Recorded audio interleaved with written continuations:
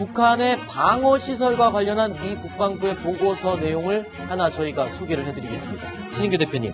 그러니까 한 가지 먼저 확인할 부분. 괌에 배치됐던 B-2 폭격기, 김정은이 가장 두려워한다는 스텔스 폭격기. 여전히 계속 괌 앤더슨 공군기지에 배치가 돼 있는 상태인 거죠? 있죠.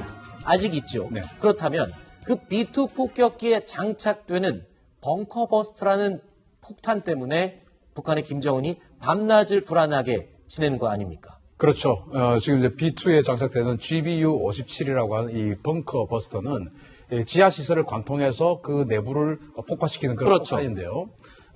무게가 무려 14톤이나 돼요. 그러다 네. 보니까 이 B2 같은 굉장히 큰 이 폭격기에도 단 2발밖에 장착을 못 합니다. 그렇죠. 그럼 B2가 이제 뭐 10대가 만약에 괌에 배치되어 있으면 20대를 할 수 있는 것이죠. 네. 그런데 이게 무려 65m의 강화 콘크리트를 뚫을 수 있고 200m의 천연 안반을 뚫을 수가 있습니다. 그런데 방금 저 벙커 버스터를 막을 수 있는 기술을 북한의 김정은은 이미 개발을 했고 2006년도 무려 2006년도에 개발을 해서 2007년도에 특허까지 내놓은 상태다라는 미국의 보고서 내용이 있습니다. 그렇다면 방금 말씀하신 GBU라는 벙커 버스터 막을 수 있는 방법을 이미 강구한 상태였네요.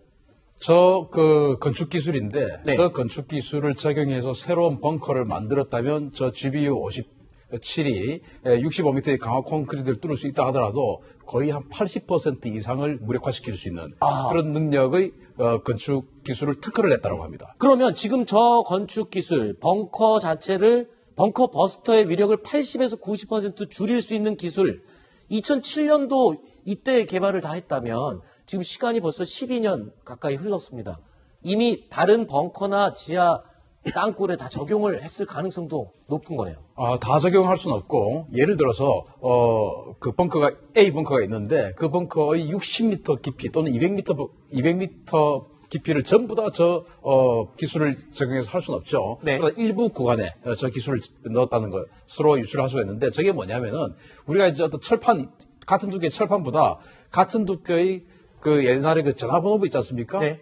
아주 얇은 종이를 겹쳐서 만든 그게 더 강하다고 이야기하지 않습니까? 아하. 그런 것처럼 철판을 또는 그 철근을 계속 이렇게 얇게 덧띄어서 만드는 이제 그런 거거든요. 네. 우리 이제 전체적으로 지금 다 했을 수는 없다고 저는 봅니다. 하지만 주요 벙커에는 이 기술을 적용했을 가능성이 높다. 그래서 저희가 그림으로 준비를 해봤습니다. 자, 북한이 개발했다라는 벙커 버스터 방지 기능. 그러니까 벙커 버스터를 막아내는 기능을 보면요. 옛 벙커는 이렇습니다.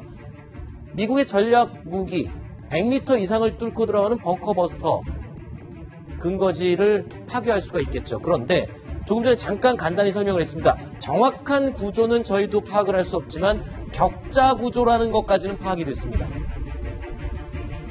철판을 얇은 철판들을 겹쳐서 격자 무늬로 쌓았을 경우에는 벙커 버스터가 떨어졌을 경우에도 80에서 90%까지 그 위력을 감소시킬 수 있다.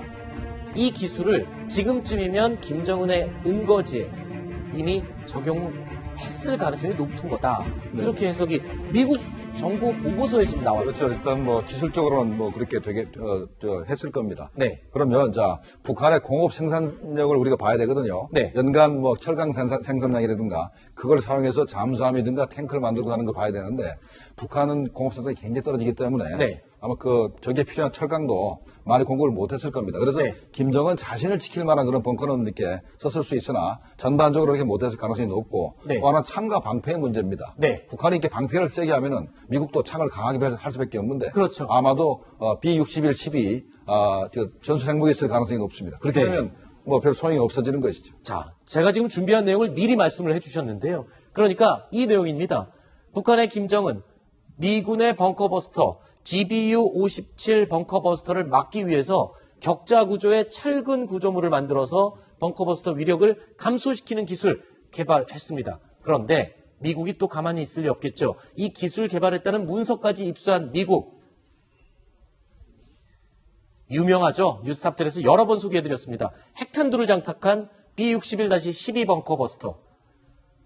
슈퍼 벙커버스터라고 불리던 GBU-57보다 훨씬 더 강력해서 수백 미터, 아직 측정이 불가능할 정도의 깊이까지 들어가는 벙커버스터를 개발했죠. 그야말로 창과 방패의 대결이군요.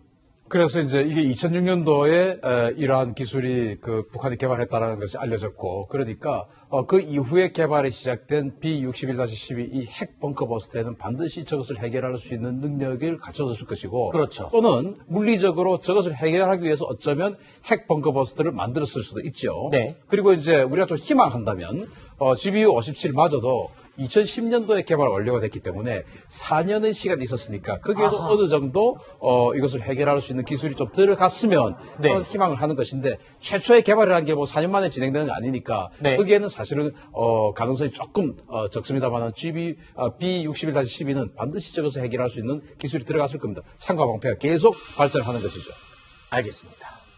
자, 일단 미국의 압박은 계속될 수밖에 없고 그런 기조는 변함이 없습니다. 김종국 실장님, 아까 계속 말씀하고 싶어서 손을 드셨는데 어떤 내용 때문에 그러십니까? 미중 간에 현재 뭐 갈등 관계 있고, 요번에 그러면 북한과 중국 간에 정상회담을 하는 것 자체가 과연 긍정적이냐, 이제 부정적이냐, 북한과 미국 간의 회담에 어떤 영향을 미칠까라는 부분인데, 저는 그래도 긍정적인 부분이 크다고 보는 것이, 중국도 대국이고, 중국도 핵의 비확산 문제에 있어서는 확실한 그 입장을 가지고 있고, 안보리 상임이사국으로서 자기네가 유엔 결의안에 찬성한 게 있습니다. 그렇기 때문에 비핵화 이전에 유엔 제재를 위반해가면서 북한에 뭘 지원하기 굉장히 힘들 겁니다. 그래서 현재 시진핑과 김정은이 정말로 만나서 전제 회담을 하고 있다 그러면, 일단은 북한과 미국 간의 회담에 있어서 중국이 얼마큼 도와줄 수 있느냐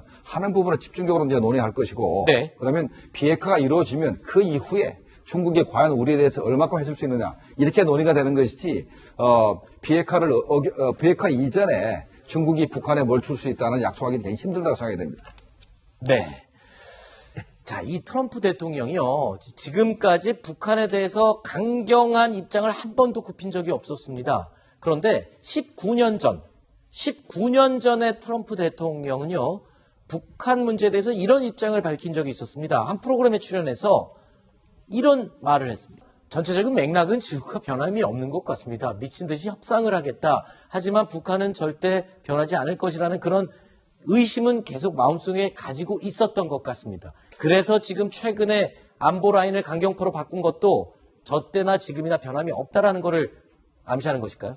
트럼프 대통령 우리가 좀 이해를 할 때 저 사람이 뭐 미치광이다 뭐 여러 가지 이런 부정적인 평가도 있지만, 저는 정확히 보면 이분은 철저한 비즈니스맨입니다. 네. 정말 거래의 어떤 면에서 달인이라고 할 수가 있죠. 본인이 또 와튼 스쿨 다니면서 협상 문제만큼은 사실은 예전에 그런 적이 있었습니다. 그 어떤 바닷가에 있는 별장, 아주 비싼 별장을 살라고 그랬는데 이 별장 주인이 그 가게 안 판다고 그랬습니다. 그래서 트럼프 대통령이 어떻게 했냐면 그 앞에 있는 바닷가를 사버렸어요. 네. 그래서 결국은 나중에 그걸 헐값에 사버렸거든요. 그만큼 뭐냐면 협상에서 끝까지 이제 몰아붙여서 한 것이죠. 사실 이번에 존 볼턴이나 폼페이오를 임명한 것 자체가 보면 일단 우리 카드는 최강경이다, 이런 카드를 보여주는 겁니다. 자, 그렇게 해서 협상을 벼랑 끝까지 몰고 가서 본인이 얻어내고자 하는 바들을 충분히 얻어내는 것이거든요. 이번에 네. 뭐 FTA나 이런 협상을 보면 다 나타나지 않습니까? 네. 저는 북한에 대해서도 마찬가지로 봅니다. 지금 볼턴을 임명한 것도 보면 결국 당신들이 만약에 이번에 양보하지 않으면 우리는 할 수도 있다, 이 카드를 보였기 때문에 아마 김정은 입장에서 보자면 네. 저런 카드까지 보인 입장에서 보면 김정은도 뭔가 자신도 카드가 필요했겠죠. 네. 이제 이것은 좀 쉽게 생각해야 될 것 같습니다. 북미 정상회담이 합의가 된 다음에 그 변수가 하나 생겼습니다. 그게 뭐냐면 거의 뭐 그 초강경의 결정판이라고 할 수 있는 존 볼튼을 네. 안보의 안보부 최고 장관에 그 사령탑에 앉혔단 말이에요. 그러면 김정은으로서는 이건 상황 변화라고 생각한 겁니다. 그러면 아하. 이게 어떻게 되느냐? 만약에 북미 회담에서 협상이 결렬됐을 때, 그러면 지금 현재 그 미국의 기조라든지 존 볼튼의 얘기로 봤을 때는 선제 타격할 것 같단 말입니다. 그렇죠. 그러면 이렇게 선제 타격이 됐을 때 이걸 지켜줄 수 있는 좀 그나마 중국의 힘을 빌리면 네. 이 부분을 좀 그 미국을 좀 제어할 수 있는 그나마 여건이 되기 때문에 네. 이런 부분에 있어서의 그 얘기를 좀 중국하고 미리 해놓고 그다음에 그런 걸 등에 업고 미국하고 상대하는 것이 오히려 더 낫겠다라고 전략적으로 판단했기 때문에 이런 뭐 중국과의 정상회담이나 미국과의 정상회담은 북한으로 봤을 땐 굉장히 큰일인데 네. 이런 프로세스가 약간 엉키는 이런 측면이 있음에도 불구하고 결국은 시진핑을 만나야 되는 그런 상황이 됐지 않나.